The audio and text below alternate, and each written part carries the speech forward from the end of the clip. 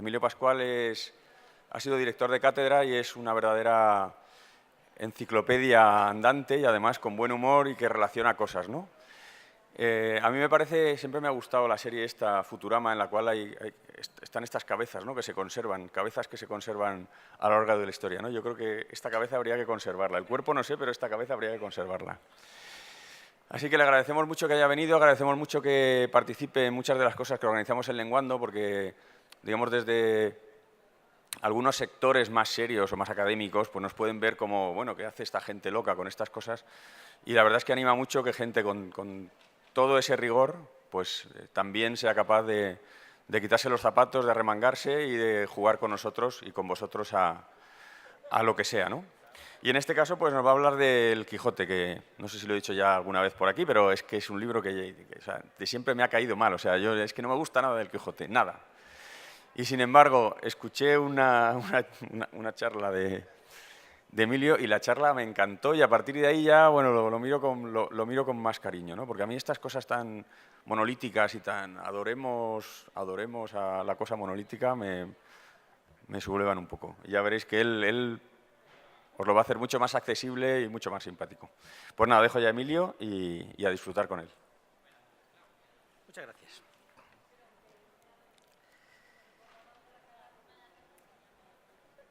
Buenos días, muchas gracias por estar aquí en este día lluvioso y pervertido. Fíjense, esto no estaba previsto, pero lo de lluvioso en el Quijote tiene su historia. Una vez Borges dijo, que yo recuerde, nunca llueve en el Quijote. Pues sí que llueve, una vez, en el capítulo 21. Pero no era el objeto de esta conferencia o lo que sea. Esto lo ha titulado Eduardo, que tiene una habilidad especial para hacer títulos sugestivos y que nos hagan pensar, de Quijotes y Quijotes, Quijotes con mayúscula, Quijotes con minúscula, lo cual efectivamente da para 2 días, o también para decir lo que Miguel Miura. Buenos días, señoras y señores, y para terminar, muchas gracias por su atención. Pero como no les he hecho venir con lluvia y todo para esto, vamos a intentar desbrozar qué es esto de Quijotes y Quijotes. Por los plurales da la sensación de que tanto si Quijotes con mayúscula se refiere al libro como si se refiere al personaje y Quijotes con minúscula si se refiere a una pieza de la armadura o a los propios personajes que de algún modo han intentado imitar a Don Quijote de la Mancha, realmente son varios. Si yo empezara diciendo segundo tomo del ingenioso hidalgo Don Quijote de la Mancha, que contiene la tercera salida y es la 5ª parte de sus aventuras. ¿Qué les parecería? ¿Hay algún error? Lo de la 5ª parte les habrá sonado algo raro, ¿no? Bueno, no pasa nada. Hay error y no hay error. Sin embargo, tenemos esta otra línea. Cuenta Cide Hamete Benengeli en esta segunda parte y tercera salida de Don Quijote, y esto. 5ª parte, segunda parte. ¿Estamos hablando de lo mismo? Lo veremos. Estamos en el año 15, que es el centenario de la llamada segunda parte del Quijote, que en realidad no era la segunda parte, sino la 5ª, puesto que el primer Quijote tenía 4 partes, y ese primer título que hemos dado es el del Quijote de Avellaneda. Luego ya tenemos también 3 Quijotes, el primer Quijote de 1605, el segundo Quijote, que es el de Avellaneda, y que cuenta también la tercera salida de Don Quijote, y es la 5ª parte de sus aventuras, y el tercer Quijote, que es el segundo de Cervantes, y que él ya da por bueno que es segunda parte. Pero es que además hay más cosas. Imaginemos esto. Aquí yace el caballero bien molido y mal andante, a quien llevó Rocinante por uno y otro sendero. Sancho Panza el majadero yace también junto a él, escudero el más fiel que vio el trato de escudero. ¿De dónde es esto? No pasa nada. Este otro. Yace aquí el hidalgo fuerte, que a tanto extremo llegó de valiente que se advierte que la muerte no triunfó de su vida con su muerte. Tuvo a todo el mundo en poco, fue el espantajo y el coco del mundo en tal coyuntura que acreditó su ventura morir cuerdo y vivir loco. 2 epitafios. ¿Dónde están? Seguro que este último lo han reconocido perfectamente porque es el que cierra el segundo Quijote, capítulo 74. Pero, ¿y el otro? El otro está en el primer Quijote, en el último capítulo también, en el 52. ¿Qué pasa entonces? Pasa sencillamente que los lectores como Eduardo, que se les atragantó el Quijote al principio, nunca llegaron al capítulo 52, y mucho menos a los sonetos y versos de los académicos de Argamasilla. Don Quijote está muerto al final de la primera parte. Entonces, la segunda parte es evidente que no estaba prevista en los ánimos de don Miguel de Cervantes. No estaba prevista. No hay que olvidar, esto ya lo he dicho en otras ocasiones, que Cervantes, cuando escribió el primer Quijote en 1605, era un desahuciado de la literatura. En literatura, a principios del siglo XVII, Cervantes no era nadie. Antes de 1605, de Cervantes solamente se recordaban vagamente 2 cosas. Una, que había escrito hacía 20 años una cosa que se llamaba La Galatea, que era una novela pastoril, y se sabía que había representado algunas obras de teatro, de las cuales él mismo decía, no sin humor, que todas habían sido recibidos sin ofrenda de pepinos ni otra cosa arrojadiza. Esa es una figura literaria que se llama lítote, que quiere decir que en el fondo no habían tenido el éxito que él esperaba. Pues bien, ese es, digamos, el habet de Cervantes a principios del siglo XVII. Cervantes, que no había sido universitario, tenía cierto complejo de inferioridad con respecto a los grandes autores de la época, Lope de Vega, Quevedo, Góngora. Y entonces, cuando intentaba hacer los géneros grandes, los que tenían el respeto social, como era la poesía, como era el teatro, como era la historia, él se atenía estrictamente a las normas aristotélicas. Por eso se llevó tan mal con Lope de Vega, porque Lope de Vega se las saltó todas. Y entonces escribió el Quijote un poco como él dice, avenga lo que viniere. Es decir, en el prólogo del primer Quijote hay un texto que es significativo de lo que quiero decir. Y es que después de haber terminado el Quijote, ya saben que los prólogos se escriben al final. Primero se escribe el libro y luego se escribe el prólogo. El prólogo, que es lo primero que leemos, en realidad es lo último que se escribe. Y además, así lo confiesa Cervantes, si algún trabajo me costó componer este librillo que vas leyendo, nada tanto como este prólogo. Dice, hasta el punto de que estuve a punto de cerrar las aventuras de Don Quijote en los Anales de la Mancha y no darles salida. ¿Por qué? Y entonces ese amigo suyo bien intencionado, que es un alter ego suyo y que tiene un gran sentido del humor, le dice aquello de, por vida vuestra, señor mío, que yo os tenía por hombre de bonísimo entendimiento y ahora veo que no. Y le explica que va a escribir sobre libros de caballerías. Atención, dice, de los que no supo nada Aristóteles, ni dijo nada San Basilio, ni alcanzó Cicerón. Es decir, va a hablar de un tema, el tema de libros de caballerías, y además con un registro, el novelesco, novela, de la que no se ha hablado en preceptiva literaria, y por tanto es lo suficientemente libre como para decir lo que quiera, porque no tiene la mano en el cogote ni de Aristóteles, ni de San Basilio, ni de Cicerón. Bien, entonces, él escribe a la pata a la llana, escribe tranquilamente, saca papeles viejos y no me voy a entretener mucho en la primera parte porque luego sé lo que me pasa. Y llega al final del primer Quijote y lo suelta. Y atención, a Don Quijote lo da por muerto.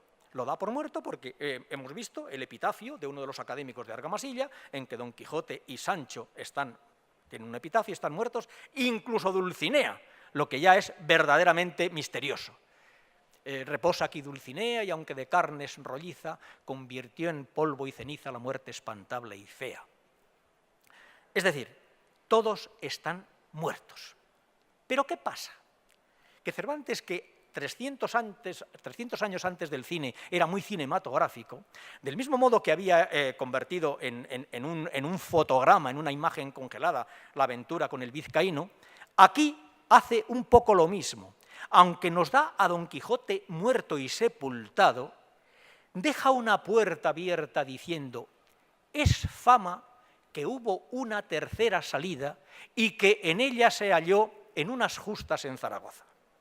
Bien, contra todo pronóstico, el primer Quijote resulta que es un éxito. Un éxito, no sé si atreverme a decir clamoroso, pero un éxito al que él no estaba desde luego acostumbrado. Y un éxito popular, atención. Cuando digo popular ya entienden lo que quiero decir. A principios del siglo XVII el grado de analfabetismo era elevadísimo y, por tanto, leía quien sabía leer o quien sin leer oía que otro... Eso es fundamental.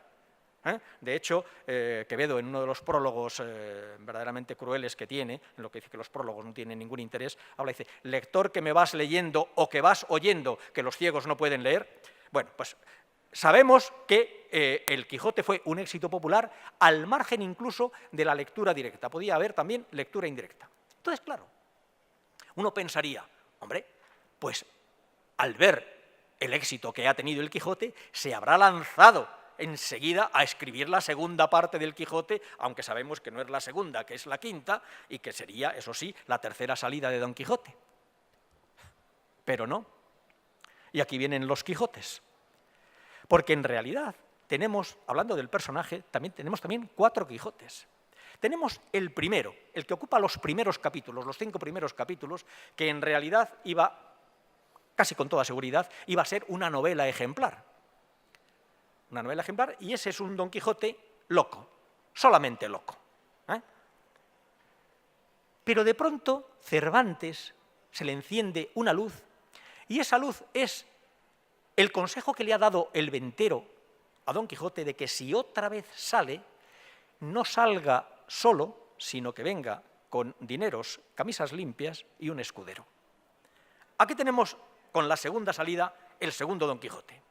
Este segundo Don Quijote, que sale ya con Sancho Panza, la gran invención cervantina, resulta que tiene diálogos abundantes y asombrosos con el propio Sancho Panza y con la gente que se le va encontrando en el camino. Y entonces resulta que este primer Don Quijote de los 5 primeros capítulos, que era un personaje loco, resulta que a partir del capítulo 8, cuando aparece el manuscrito de Cide Hamete Benengeli, el historiador arábigo, resulta que ya no es solo loco, es, como dice el propio narrador, un loco entreverado. Es decir, que de cuando en cuando dice cosas de bonísimo entendimiento, son palabras textuales, y que solo desbarra cuando le tocan temas de su negra y pizmienta caballería. Y ahí está para comprobarlo el discurso que hace a los cabreros, el discurso de las armas y las letras, etcétera, etcétera. Bien, la primera parte tiene estos 2 primeros Quijotes, el loco y el entreverado. Entreverado, pero sigue acomodando la realidad a su imaginación. Él ve una venta y dice que es castillo porque es lo que tiene en su imaginario. Tercer Quijote. El de la segunda parte, el que llamamos segunda parte, que es el segundo tomo, la quinta parte de sus aventuras, pero bien, para entendernos, le seguiremos llamando segunda parte, puesto que la primera línea que hemos leído antes del primer capítulo del segundo Quijote, él mismo dice: cuenta Cide Hamete Benengeli en esta segunda parte, que cuenta la tercera salida de Don Quijote. Bueno, pues si él mismo la llama segunda parte, quiere decir que anula la distribución en 4 de la primera. Pues bien, en esta segunda parte, Don Quijote ya empieza a ser otro. ¿Por qué? Por una razón muy sencilla. Hay, ¿cómo diría?, un gran equívoco a partir del segundo Quijote, del tercer Don Quijote. Y es que, recuerden que al final del primer Quijote está muerto. Por tanto, solamente puede traerlo en flashback, lo cual es lícito y es cinematográfico. Pero si Don Quijote está muerto, lo que no puede hacer es leer su propia historia. Y aquí empieza la gran aventura del tercer Quijote. ¿Por qué? Porque resulta que Don Quijote se ve en prensa, se ve en libros, y además hace una pregunta maravillosa, que es una pregunta mesiánica. ¿Recuerdan que en el Evangelio hay un momento en que pregunta a Jesús de Nazaret: ¿quién dicen los hombres que es el Hijo del Hombre? La misma pregunta hace Don Quijote. Le dice, cuando Sancho le viene a contar, dice: aún queda el rabo por desollar, y es que ha aparecido la historia de Don Quijote. Dice: ¿y qué dicen por ahí de mí? Y Sancho, que siempre es distanciado y tal, dice: bueno, pues unos dicen loco pero atrevido, otros... Y va contando lo que la gente dice de Don Quijote. Entonces llega el bachiller Carrasco y le trae un libro con su propia historia.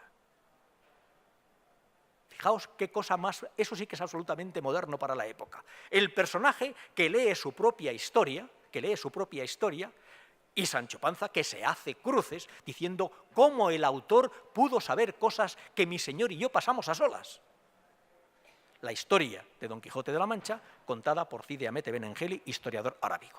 Bien, entonces, a partir de este momento, nuestro tercer Quijote, el que sale a nuevas aventuras en la tercera salida, ya es otro también distinto. Porque ahora resulta, recordad lo que hemos dicho del segundo más bien, del de la segunda salida, que la realidad la acomoda a su imaginación. La venta es un castillo, las doncellas, las prostitutas son doncellas, etcétera, etcétera. Lo va acomodando a su imaginación.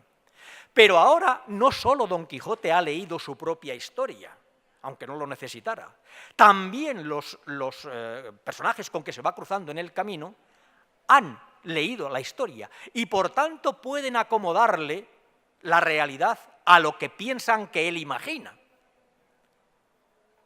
Y tercer matiz que hace distinta también esta tercera salida.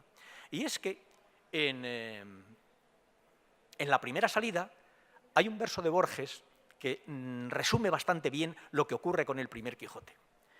En uno de los varios poemas que dedicó Borges a Don Quijote y a Cervantes, uno dice, habla Alonso Quijano, sueña Alonso Quijano, y dice: no soy quien quiero ser. La suerte avara me ha deparado el siglo XVII, el polvo y los caminos de Castilla y una vaga sobrina analfabeta. No soy quien quiero ser.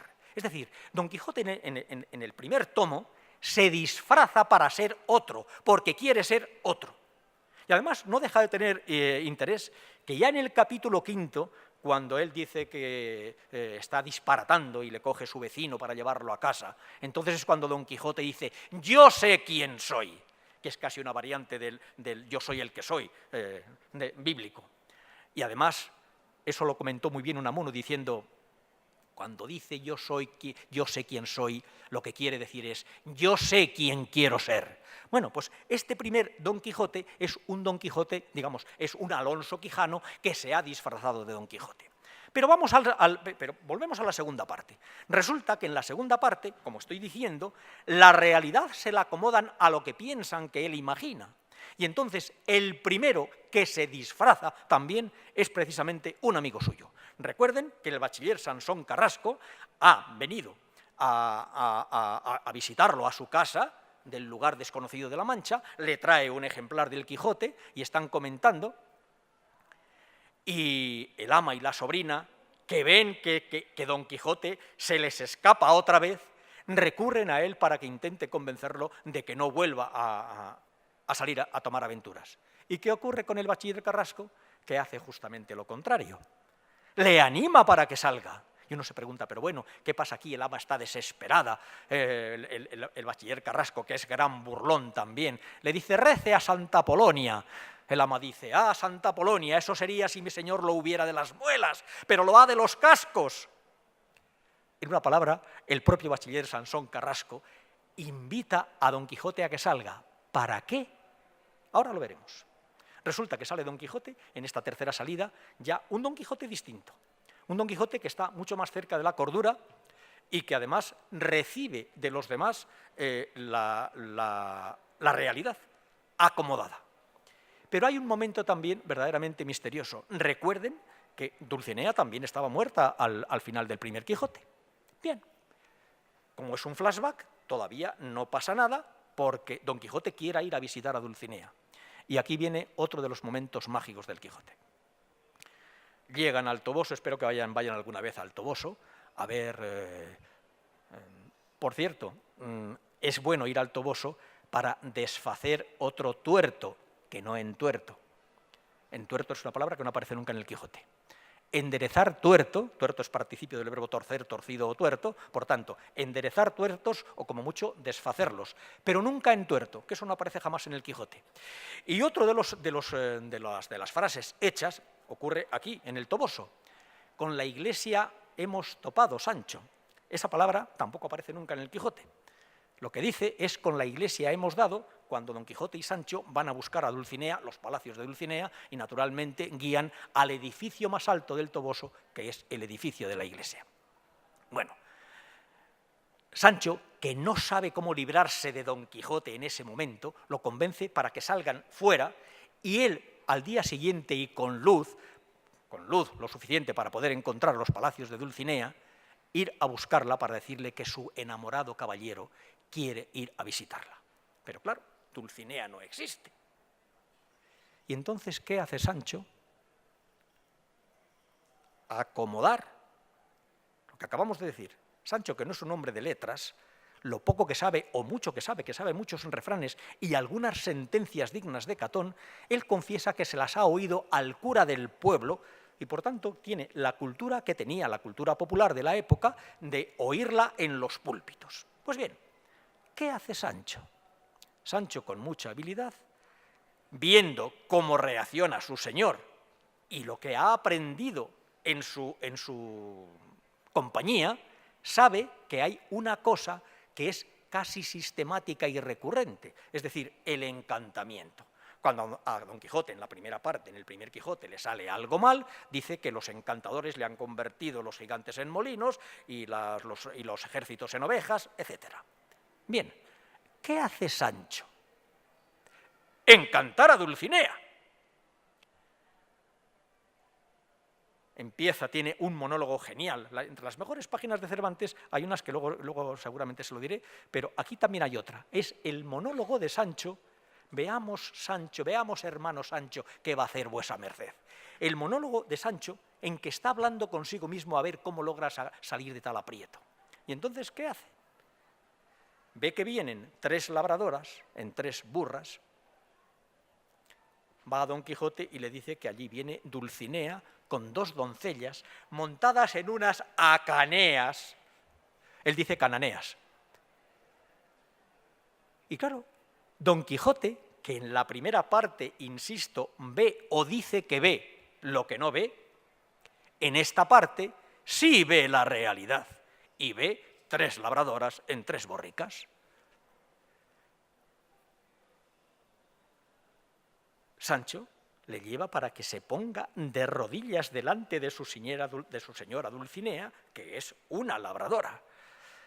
Y además que habla en lenguaje popular, más jo que te estrego, burra de mi suegro, amiguita soy yo de oír resquebrajos. O sea, son cosas literales de la labradora. Y Don Quijote no solamente ve, también huele. Dice, y además, un olor a ajos que me encalabrinó el alma. ¿Qué pasa entonces? Sancho le hace creer a Don Quijote que Dulcinea ha sido encantada y convertida en una labradora. Atención, esto se va a quedar aquí, porque una palabra muy habitual, un sintagma muy habitual en el Quijote, eso de que los burladores salen burlados y el alguacil alguacilado, eso también es de Quevedo, resulta que esto va a tener consecuencias incluso contra el propio Sancho Panza. Hemos hablado del disfraz. En el primer Quijote, el hidalgo Alonso Quijano se disfraza de Don Quijote de la Mancha para convertirse en caballero andante, para ser otro, para ser el que quiere ser. Hago un paréntesis, no olviden una cosa.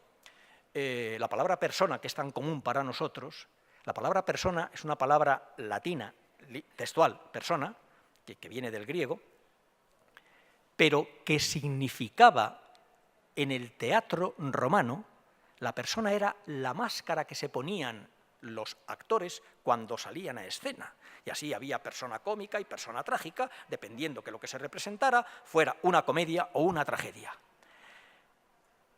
Don Quijote se pone una persona delante, Es decir, se hace otra persona, se pone una máscara, la máscara de caballero andante.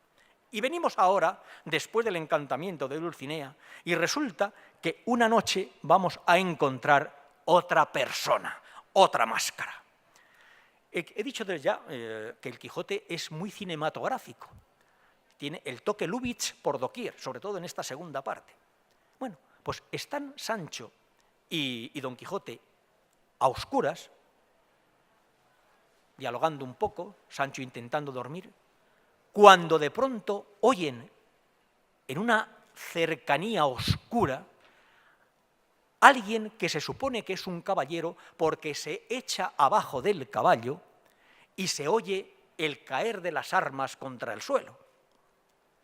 Y de pronto oye que se escamonda la voz, qué palabra más bonita, y toma un laúd o vihuela, la música importante en el Quijote, toma un laúd o vihuela y empieza a cantar un soneto.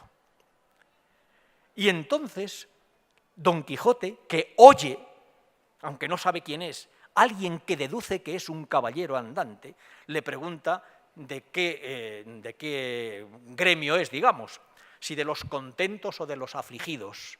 Dice, de los afligidos, y contestan en la oscuridad, y puede considerarse que quien se acerque a mí se encontrará con la aflicción misma. Entonces, Don Quijote y el caballero se encuentran, empiezan a hablar de sus cosas, el nuevo caballero, diciendo que se precia de haber vencido a todos los caballeros de España, pero de lo que más se precia es de haber vencido al invencible Don Quijote de la Mancha. Cuando Don Quijote oye que otro caballero, que lo tiene además a 1 metro de distancia, dice que ha vencido a Don Quijote de la Mancha, dice: yo sé que tengo muchos encantadores enemigos y bien puede ser que fuera otro que se le pareciera, pero Don Quijote de la Mancha no, que es tan amigo mío que lo llevo en lugar de mi misma persona. Entonces, claro, uno sí, otro que no, se supone que al día siguiente van a tener el duelo para verificar quién de los dos tiene razón. Y Cervantes, Ocide Amete Benengeli, que tiene esa habilidad suprema para hacer humor de cualquier cosa, interrumpe aquí el diálogo de los caballeros y nos aparta para tener un diálogo con los escuderos. Y aquí tenemos una de esas cosas que se nos quedan en el imaginario colectivo. Yo tenía en mi habitación de estudiante una frase del Quijote que ahora se la voy a decir y que viene de aquí, del capítulo 13 de la segunda parte. Resulta que los dos escuderos empiezan a contarse también sus cosas. Sancho dice que tiene 2 hijos, una hija que se llama Sanchica, que está casi en edad de casar y que es una moza. Y entonces el otro escudero le dice: ¡oy de puta, y qué rejo debe tener la bellaca! Y dice Sancho: mohíno, ni ella es puta ni su madre lo fue, Dios quiriendo mientras yo viviere. Y tenga más cuenta cómo habla el señor escudero. Entonces el otro le contesta diciendo que no lo ha dicho por ofenderle, sino simplemente que es una forma de valorar la belleza de la hija. Bueno, se quedan aquí las cosas un poco en el aire. Pero de pronto el escudero del nuevo caballero, que viene mejor provisto que Sancho Panza, saca una enorme bota de vino y se la ofrece a Sancho. Entonces Sancho coge la bota, se queda mirando a las estrellas y cuando acaba un largo trago, chasca la lengua y dice: ¡oy de puta puto! ¿Y cómo es católico? Y le dice el otro: ¿veis cómo le habéis llamado hoy de puta para alabarlo? Y aquí viene la frase que yo tenía en mi cuarto. Sancho Panza dice esa frase genial: digo que confieso que conozco que no es deshonra llamar hijo de puta a nadie cuando cae debajo del entendimiento de alabarlo. Acaba el entremés, que es un entremés de los dos escuderos, y al día siguiente Don Quijote, contra todo pronóstico, vence al caballero que ha aparecido nocturno. Y resulta que ¿quién es este caballero? Es Sansón Carrasco, que se ha disfrazado también, otra persona, se ha disfrazado para ponerse a la altura de Don Quijote y poder intentar lo que no había, justamente lo que pretendía desde el principio, volverlo a casa. pero le salió al gallarín, palabra también muy cervantina. Bien, esto es un ejemplo de cómo la realidad que va viendo Don Quijote ahora se la van mostrando de un modo como él quiere verla, o como piensan que él quiere verla. Siguen andando, y este Don Quijote de la segunda parte, que es el tercer Quijote, ya es continuamente mucho más discreto, mucho más razonador. Algunas veces parece que es al revés, que es él el que está haciendo el papel de caballero andante.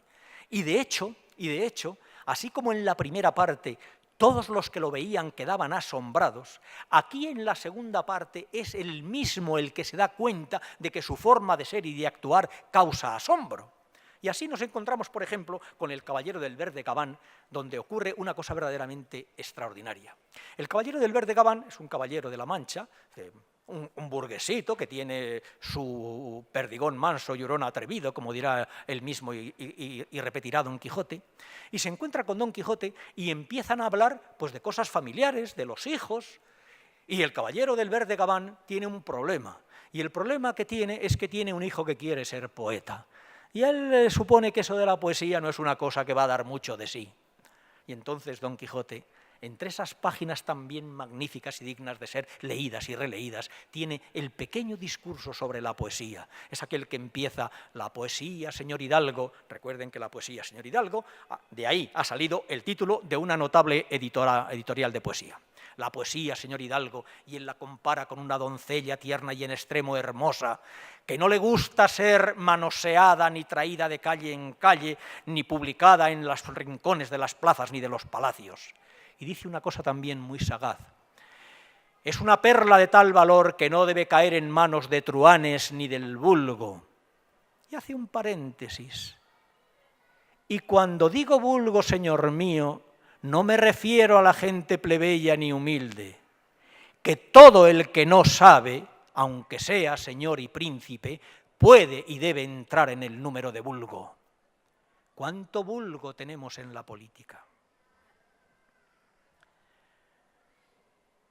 El Caballero del Verde Gabán se queda asombrado porque no sabe a qué carta quedarse. Y entonces llega a su casa, a la casa donde está el hijo poeta. Curioso capítulo, este capítulo 18, porque empieza con unas tobosescas tinajas. Hemos dicho antes al principio, recuerden, que Cervantes era un autodidacto, que no había pasado por la universidad, pero tenía algunos iconos poéticos, entre ellos Garcilaso de la Vega. Sabemos que llevaba un Garcilaso en su mochila de soldado y que prácticamente se lo sabía de memoria. Y aquí Don Quijote, que en este caso es el trasunto de Cervantes, ve las tobosescas tinajas y empieza el capítulo con dos versos de Garcilaso: «Oh dulces prendas por mi mal halladas, dulces y alegres cuando Dios quería, oh tobosescas tinajas que me han recordado a mi señora Dulcinea del Toboso».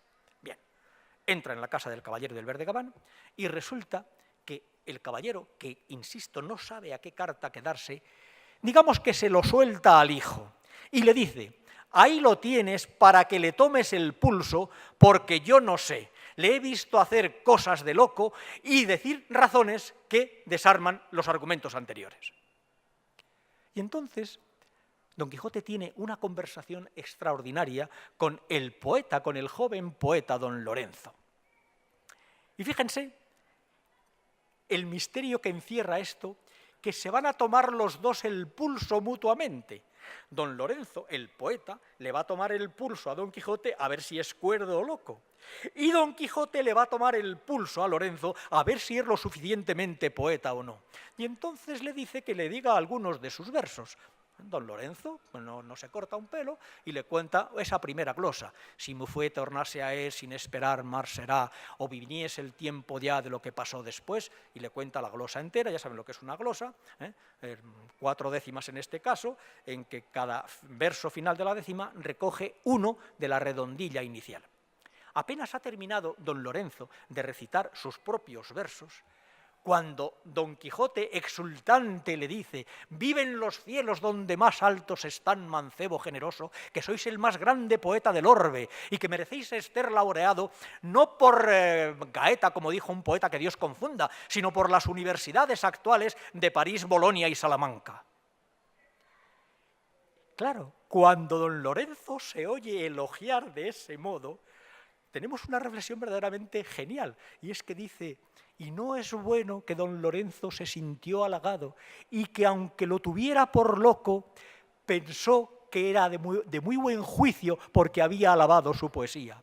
Y entonces Don Quijote quiere tomarle ya el pulso de todo en todo, y le dice: veamos, señor mío, algunos versos de arte mayor para tomar de todo en todo el pulso de su ingenio. Y entonces don Lorenzo le recita un soneto a Píramo y Tisbe, que ha tenido algunos problemas en las oposiciones de los catedráticos de instituto, porque lo ponían sin autor como un soneto barroco, que lo es, y nadie lograba averiguarlo, lo cual quiere decirse que muy poca gente ha llegado al capítulo 18 de la segunda parte. Pero el soneto es interesante. Digo que es un soneto a Píramo y Tisbe y dice: el muro rompe la doncella hermosa que de Píramo abrió el gallardo pecho. Parte el amor de Chipre y va de hecho a ver la quiebra estrecha y prodigiosa. Habla el silencio allí, porque no osa la voz pasar por tan estrecho. Las almas sí, que amor suele de hecho facilitar la más difícil cosa. Salió el deseo de compás, y el paso de la imprudente virgen solicita por su gusto su muerte. Ved qué historia, que a entrambos en un punto o extraño caso los mata, los encubre y resucita una espada, un sepulcro, una memoria. Oye Don Quijote el soneto y dice: bendito sea Dios, que entre los infinitos poetas consumidos, vos solo sois un poeta consumado, que el artificio de este soneto así me lo demuestra. ¿A qué artificio se refiere Don Quijote? Para que veamos cómo, estando fuera, digamos, del canon poético del barroco, él está al corriente de lo que está ocurriendo en la poesía del momento. Ese artificio del barroco que está en el último terceto, lo he dicho con intención para que vean, es lo que se llama correlación y paralelismo, es decir, un verso que tiene 3 elementos y cada uno de los cuales corresponde con otros 3 elementos del siguiente verso, que entrambos en un punto o extraño caso los mata, los encubre y resucita, los mata una espada, los encubre un sepulcro, una memoria. Bien, ese esquema, que es muy típico del barroco, aquí también Cervantes lo hace suyo para demostrar que estaba al corriente. Y no solo lo estaba, sino que en ocasiones llegó a imitar a Góngora. Ya que ha salido este terceto, no me queda más remedio que recordar otro. Entre los académicos de Argamasilla, del final de la primera parte, el capítulo 52, hay un momento en que un académico de Argamasilla le dedica un soneto a Sancho Panza, que esta vez no se lo voy a ahorrar. Pero el terceto no, porque dice: oh vanas esperanzas de la gente, ¿cómo pasáis con prometer descanso y al fin paráis en sombra, en humo, en sueño? ¿Quién no reconoce ahí un endecasílabo de Góngora? Bien. Así que Don Quijote ha demostrado que también es poeta, como había dicho su sobrina. ¡Ay, que mi señor también es poeta! Salen de la casa del caballero del verde gabán. Hay un momento en que pasan por el río Ebro. No olvidemos que todavía, según el flashback que habíamos visto al final de la primera parte, Don Quijote va a Zaragoza a encontrarse en unas justas. Bueno, ya está en el río Ebro. Allí tiene una pequeña aventura en la que Don Quijote, melancólico, dice: yo no puedo más, lo cual significa ya bastante de lo que está ocurriendo con este segundo Don Quijote, y ocurre una cosa que es el núcleo casi de esta segunda parte, y es la larga estancia de Don Quijote en el Palacio de los Duques. Los duques, que sí han leído el primer Quijote, le acomodan toda la estancia para que Don Quijote se sienta como un caballero andante. Bien es cierto que por burla, pero ahí ocurren 2 cosas sustanciales. Una, que lo del alguacil alguacilado que decíamos antes y los burladores burlados, resulta que Sancho Panza, que tiene muy buen rollo con la duquesa, le confiesa con toda tranquilidad que ha sido él el que ha encantado a Dulcinea. Y dice la duquesa: yo creo que el buen Sancho está equivocado, que Dulcinea está encantada de verdad. Porque claro, un poquito antes Don Quijote ha entrado en la cueva de Montesinos y dice que ha visto encantada a Dulcinea. Y Sancho, que sabe que ha sido el encantador, no se lo puede creer y le dice: voto a mí y juro a mí que vuestra señor no está en su sano juicio. Pero mira por dónde, ahora la duquesa le empieza a decir que sí, que Dulcinea está encantada de verdad. Y mira por dónde preparan un artificio para demostrar cómo hay que desencantar a Dulcinea. Son aquellos famosos endecasílabos: o tú, gloria y honor, de cuantos visten las túnicas de acero y de diamante, luz y farol, sendero, norte y guía, de aquellos que dejando el torpe sueño y las ociosas plumas se acomodan a usar el ejercicio intolerable de las sangrientas y pesadas armas.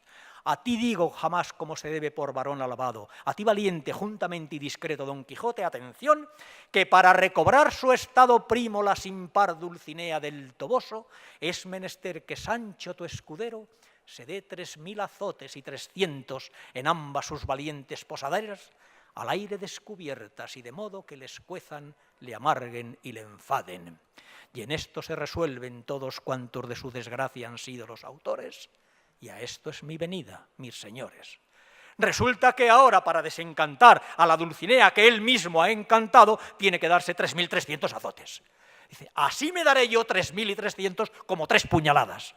Pero claro, el duque, que le ha prometido una ínsula, le chantajea directamente y le dice que o se da los 3300 azotes para desencantar a Dulcinea o no hay ínsula ni ínsulo. Entonces Sancho dice aquella famosa frase: digo que acepto mi mala ventura, y solamente pone como condición que se los dará cada y cuando él quisiere. Y tenemos a Sancho Panza también ya metido en el fregado de la realidad externa que les van acomodando. Y tenemos a Sancho Panza, gobernador de la ínsula Barataria. Tengo que ir un poco deprisa. Entonces tenemos a Sancho Panza en la ínsula Barataria, donde están esos famosos juicios que todos conocen y por tanto no se los voy a recordar, pero sí quiero recordarles un momento verdaderamente mágico, porque es indicio de esta simetría que va teniendo el segundo Quijote entre humor y melancolía, melancolía y humor. Resulta que, como es todo por burla, a Sancho Panza simulan que hay una batalla nocturna y aunque a él lo ensartan entre dos paveses son 2 escudos, y dice que estaba como Galápago entre 2 conchas, y por fin ahí acaba el fatigado fin y remate que tuvo el gobierno de Sancho Panza. Pero hay una cosa verdaderamente deliciosa, y es cómo empieza ese capítulo que es el 53. Es un capítulo, son unas líneas que verdaderamente podían estar escritas en cualquier pared. Dice: pensar que en esta vida las cosas de ella han de durar en un estado es pensar en lo excusado. Antes parece que en ella anda todo en redondo, digo a la redonda. La primavera sigue al verano, el verano al estío, el estío al otoño, el otoño al invierno y el invierno a la primavera. Y así torna a andarse el tiempo en esta rueda continua. Solo la vida humana corre a su fin ligera más que el viento, sin esperar renovarse si no es en la otra, que no tiene términos que la limiten. Esto dice Cide Hamete, filósofo mahomético, porque esto de entender la ligereza e inestabilidad de la vida presente y la duración de la eterna que se espera, muchos sin lumbre de fe lo han entendido. Pero aquí nuestro autor lo dice: por la presteza con que se acabó, se consumió, se deshizo, se fue como en sombra y humo el gobierno de Sancho. Sombra y humo, las mismas palabras que teníamos en el terceto de Sancho Panza. Sale Don Quijote y Sancho de la casa de los duques y viene el episodio en que aparece el cuarto Quijote. Este es el momento en que Cervantes se entera de que ha aparecido el Quijote de Avellaneda. Ese segundo Quijote, recuerdan, que habíamos hablado al principio, que contiene la tercera salida y es la quinta parte de sus aventuras. Avellaneda, que no hemos sabido quién es, aprovechando el éxito del primer Quijote, compone una segunda parte falsa. Y al llegar al capítulo 59, Cervantes estaría componiendo ese capítulo, fijaos, estamos ya 10 años después del primero, estamos en 1614, que es cuando sale el Quijote de Avellaneda, y tenemos aquí de nuevo una imagen totalmente cinematográfica. Es Lubitsch puro. Don Quijote y Sancho están en un cuarto de la venta, están, después de un entremés delicioso, están cenando, y de pronto, imagínense la cámara que los está enfocando a los dos, y oyen a través de la pared que unos personajes en la pieza vecina están hablando de Don Quijote. Y oyen que uno dice al otro: no sé cómo puede leer, señor mío, esos disparates, por no puedo persuadirme que Don Quijote, no me gusta que Don Quijote esté desenamorado de Dulcinea. Cuando Don Quijote oye que alguien ha dicho que Don Quijote está desenamorado de Dulcinea, levanta la voz y dice: quien diga o dijere que Don Quijote puede ni perder nunca la fidelidad a su señora, digo que miente y lo haré y lo sostendré con armas o sin ellas.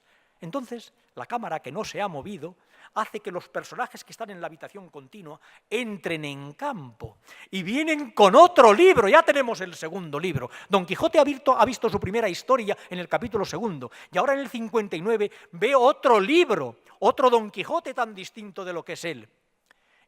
Y claro, a partir de este momento, Don Quijote es el cuarto Don Quijote.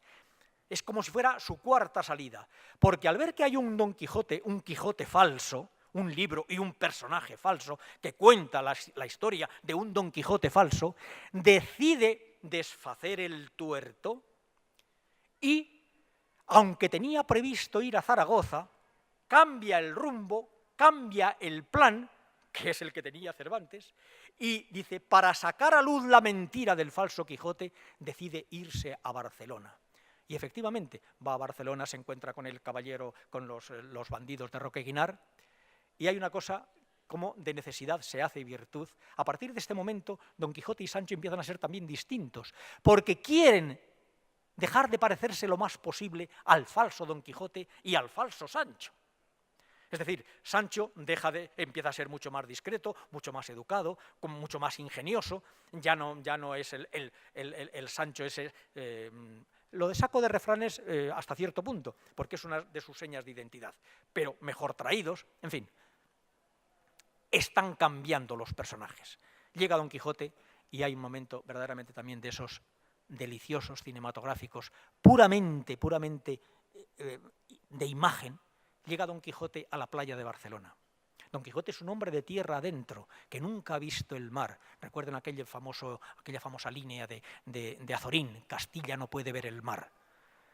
Llega a oscuras, solamente con la luna, y ve cómo el mar está rompiendo en la playa. Está rompiendo en la playa, se queda toda la noche en el caballo contemplando el mar, viendo probablemente cómo la luna se refleja en las espumas que llegan a la orilla de la playa.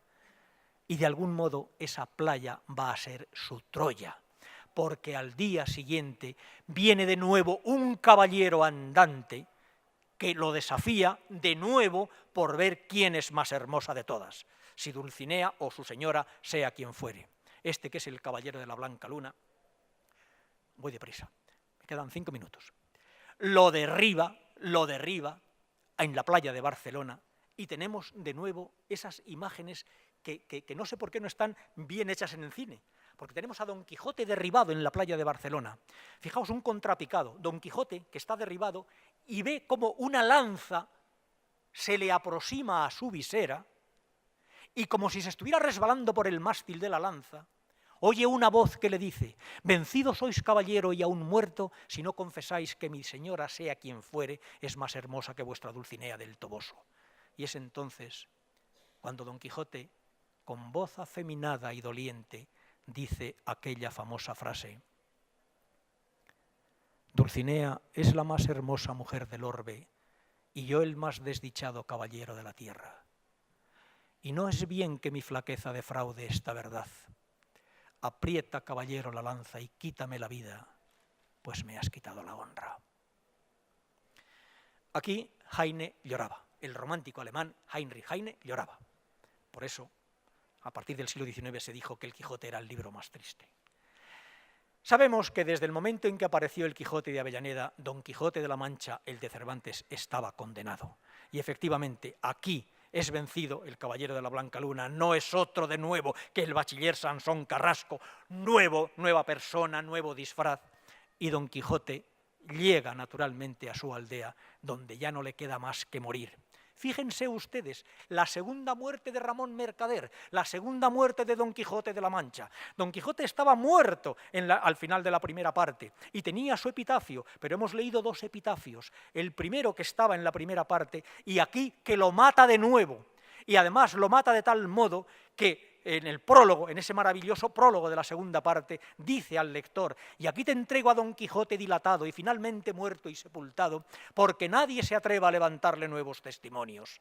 Lo vuelve a matar y le vuelve a hacer un epitafio. Una vez desaparecido Don Quijote, de algún modo está también desapareciendo Cervantes. El 19 de abril de 1616, cuando estaba componiendo las últimas páginas del Persiles, como he dicho antes, son las del prólogo y las de la dedicatoria al conde de Lemos. En la dedicatoria al conde de Lemos tiene un sintagma trimembre precioso: el tiempo es breve, las ansias crecen, las esperanzas menguan. Ayer me dieron la extrema unción, empieza con aquellos famosos versos: puesto ya el pie en el estribo, con las ansias de la muerte, gran señor, esta te escribo. Pero no le falta el humor todavía a Cervantes, y hace un prólogo de una página que de verdad no se la ahorren nunca, ni siquiera Eduardo.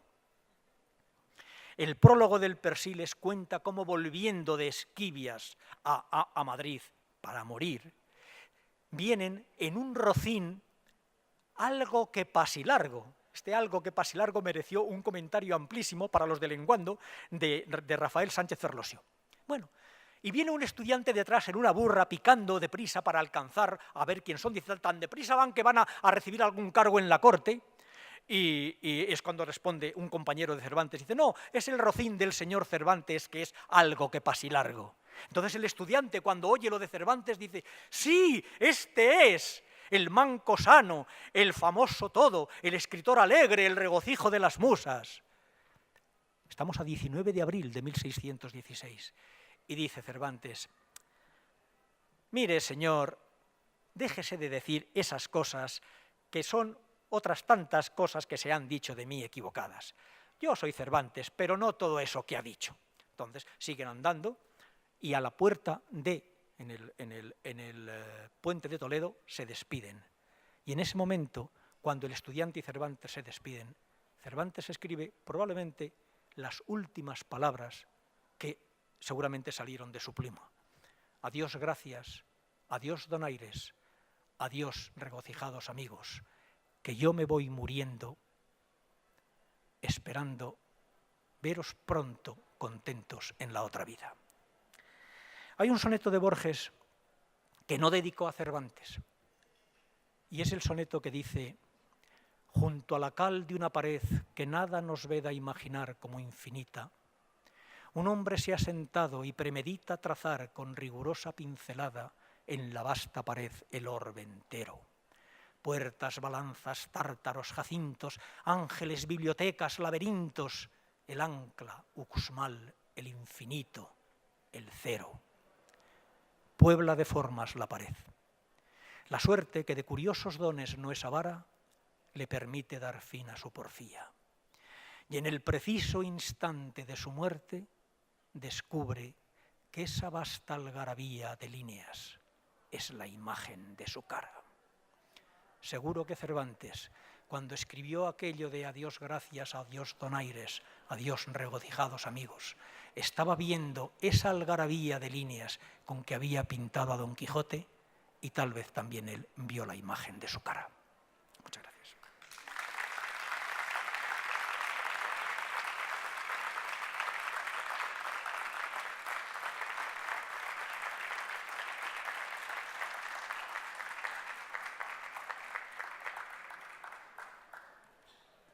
Muchas gracias, Emilio. No, yo creo que, vamos, me leeré por lo menos ese texto. Ya luego seguiremos leyendo más.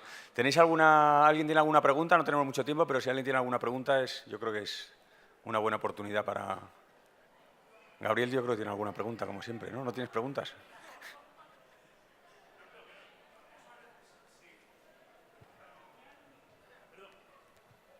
No, creo que el error ha sido moverme en el momento que han dicho hacer preguntas. No, preguntas ninguna.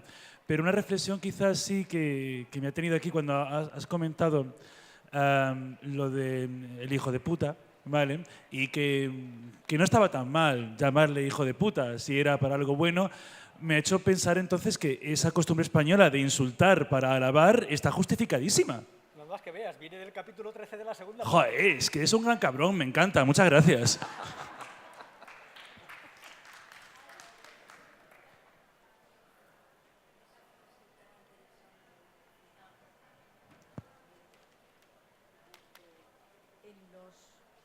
No recuerdo. Antaño no hay pájaros hogares, que me gusta mucho. Y luego, cuando Sancho está gobernando en la batalla, cuando van muchas personas a comer a un pueblo mercantil, entre ellas una señora que alguien ya... La esforzada y no forzada. Efectivamente, que ha querido seducir a una persona, dice, ha sido por respeto. Quieren quitar el bolso, eso no lo hubiera conseguido. Es cuando la llama eso, la esforzada y no forzada. Lo he leído 3 veces. Bien. ¿Qué va a ser difícil? Con capítulos, Con versiones, con ediciones, con todo. Sí. A mí me ha gustado eso de la simetría entre lo melancólico y lo humorístico, pero siempre se habla de la triste figura y tal. ¿Cómo calificarías en la contraparte melancólica? ¿Qué tipo de humor es esa contraparte? Lo del caballero de la triste figura, estamos en la primera parte del Quijote, estamos, digamos, en el segundo Quijote, el de la segunda salida, y es efecto, curiosamente, es por una vez, no ha sido Don Quijote quien se ha puesto el nombre a sí mismo, ha sido Sancho Panza, después de la aventura con el cuerpo muerto, que para los que somos segovianos deberíamos recordar que Don Quijote se encuentra con un cuerpo muerto y dice que por cierto, era de Alcobendas el licenciado, era de Alcobendas. Y le dice que vienen acompañando a un cuerpo muerto de alguien que ha muerto él dice, en Baeza, sabemos que fue en Úbeda, y que llevan el cuerpo a Segovia. Bueno, pues en ese momento, después de haber desbaratado a los que vienen acompañando, a la luz de una antorcha, después de haber sido desmuelado, por cierto, ¿no habrá aquí algún dentista? Porque si hay algún dentista, también les ofrezco, ahora continuamos, les ofrezco la famosa frase de Don Quijote que debía figurar en todas las salas de espera de los dentistas. Don Quijote, que cuando ha confundido, teóricamente, los ejércitos con ovejas, o las ovejas con ejércitos, los pastores, con las ondas, le han acertado en la cara en 2 ocasiones y le han derribado dientes y muelas. Y cuando Don Quijote le pregunta a Sancho que le busque, le dice que prácticamente la parte de arriba la tiene toda desdentada. Y dice Don Quijote una célebre frase que debía estar en las salas de espera de los dentistas. Boca sin muela es como molino sin piedra, y en mar se ha de estimar un diente que un diamante. Esto lo decía Don Quijote, que en el prólogo de las novelas ejemplares decía que no tenía sino 6, y mal acondicionados y peor puestos. Bueno, pues desmuelado o desdentado como estaba, y a la luz de una antorcha, Sancho ve físicamente una triste figura. Y entonces dice que si alguien, es Sancho el que lo dice, si alguien dice quién ha hecho esto, díganle que es el caballero de la triste figura. Y entonces Sancho le pregunta, ¿y cómo se te ha ocurrido decir que yo soy el caballero de la triste figura? Dice, porque vuestra merced tiene la más mala figura del mundo. Y entonces Sancho, que lo acomoda de nuevo, dice que eso se lo ha inspirado seguramente algún encantador. Pues bien, a partir de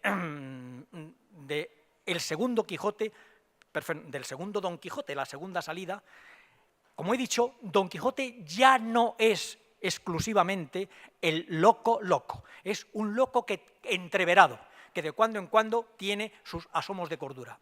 Y de cuando en cuando deja caer esa pequeña melancolía, pero en la primera parte todavía no es muy evidente.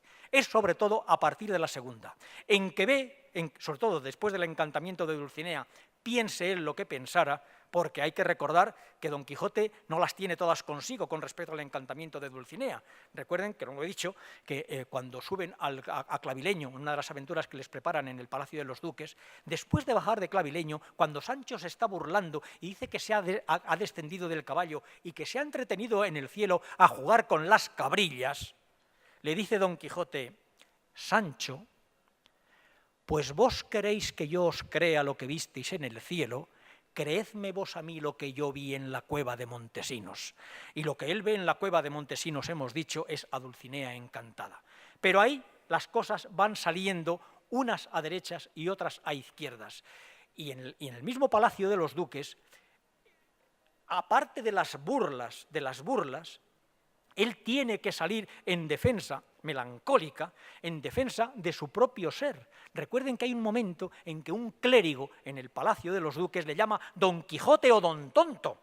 Y entonces él, aquí tenemos estructura férrea en la segunda parte, porque Cervantes, que en la primera parte puso los capítulos un poco a la pata a la llana, en la segunda no. Y dice: pero esta respuesta capítulo por sí merece. Es el capítulo 32, y entonces Don Quijote se levanta y le dice, resumo, dice: mis intenciones siempre las enderezo a buenos fines, que son el hacer bien a todos y mal a ninguno. Si el que esto hace, si el que esto obra, merece ser llamado tonto, díganlo vuestras mercedes, duque y duquesa excelentes. Es decir, ya desde el encuentro con los duques, que algunos han interpretado como la pasión de Don Quijote, humor y melancolía se están combinando continuamente hasta que llega naturalmente el momento más triste, el de la aventura en la playa de Barcelona.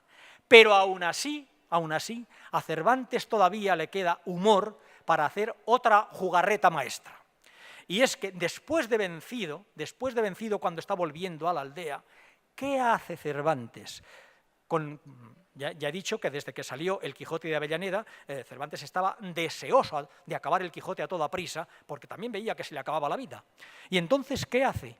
Le roba un personaje al Quijote de Avellaneda, que es don Álvaro Tarfe, y se hace el encontradizo con Don Quijote, un personaje que por tanto no podía estar en su previsión. Se encuentra con él y Don Quijote lo lleva ante notario para que firme y certifique que el Don Quijote que él dejó en el Palacio de los Nuncios, en el Nuncio de Toledo, que era la Casa de Locos de Toledo, no tiene nada que ver con este Don Quijote de la Mancha, que es el verdadero. Además, hay una frase preciosa. Dice: no sé si soy el bueno, y no pido más que retráteme quien quisiere, pero no me maltrate. Ese no maltratar forma parte de la melancolía de Don Quijote.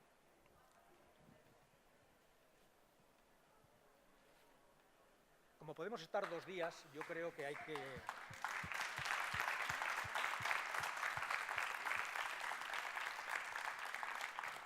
Yo lo que lamento es que no hayamos pillado ese principio del Quijote en latín macarrónico, que es espectacular, pero bueno, has dejado a esta gente sin escucharlo. En 1905 hubo un clérigo que publicó un Quijote en latín macarrónico. El Quijote se había traducido ya prácticamente a todas las lenguas, pero no al latín. En aquel momento ni una ni otra. Y hubo un clérigo que se llamaba don Ignacio Calvo, que por cierto era de Orche, aquí cerca de Guadalajara. Y la historia es verdaderamente curiosa. Este don Ignacio Calvo, antes de ser don Ignacio Calvo, pues era un muchachito, hijo de un labrador de Orche, y era el más listo de la escuela, evidentemente. Ya saben que los reclutadores de vocaciones iban por las escuelas a ver quién era el más listo para llevarlo al seminario. Y resulta que el más listo de Orche era el Nachito, el Ignacio. Y entonces el cura fue a decirle al padre que por qué no le llevaba al seminario. Y dice: pero hombre, si yo no tengo más que 4 perras porque quería comprarme una mula. Y entonces echaron a cara o a cruz y salió seminario en vez de mula. Bueno, entonces llevaron al niño al seminario de Toledo, pero sin peculio y con beca. Entonces el rector del seminario de Toledo pidió que se compraran un crucifijo. Y él, como no tenía peculio, hizo un crucifijo de alambre y hojalata y puso debajo una redondilla, porque ya era poeta. Quien tuviere devoción verá en esto un crucifijo, pero el rector, que de fijo cree que es el mal ladrón. Al rector no le gustó la broma y le dijo que le iba a quitar la beca, que era tanto como expulsarlo del seminario. Entonces Ignacio Calvo pidió misericordia y el rector le dijo: bueno, te perdonaré, pero me tienes que traducir al latín una obra clásica, la que quieras. Y entonces Ignacio Calvo cogió el Quijote y, añadiendo travesura a travesura, empezó de este modo. Capítulum primerum. In uno lugare manchego, pro cuius nomine non volo calentare cascos, non facit multo tempore qui vivebat unus fidalgus, deis qui habet lanzan in astillerum, adargan antiguan, rocinum flacum, et unum perrum galgum qui currebat sicut anima qui llevatur a diabolo. Cuando el rector empezó a oír ese Quijote, se dio una palmada en la frente, se echó a reír y le dijo: «Sufficit calve, jam habes garbanzum asseguratum».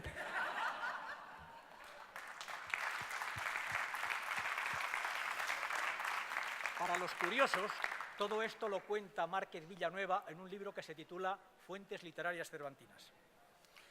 Pues nada, muchas gracias, Emilio. Ya no te... ya- Quijote macarrónico, de latín macarrónico, que no lo sé si el Quijote de latín macarrónico está por internet, porque probablemente en internet está todo, pero donde sí está es en el Museo del Quijote que hay en el pueblo del Toboso.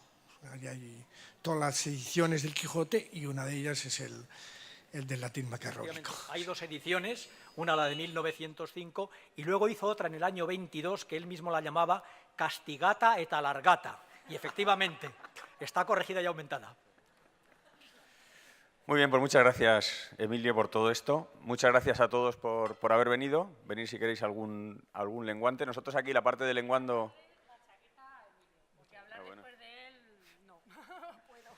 Bueno, pues nada, muchas gracias a todos por venir. Espero que hayáis disfrutado todo lo que es el foro, todo lo que hemos hecho nosotros, los que han hecho los demás también. Y bueno, pues ya nos veremos por alguna parte, ya sea por internet, por alguna actividad que organicemos o por cualquier otro sitio. Así que nada, muchas gracias a todos.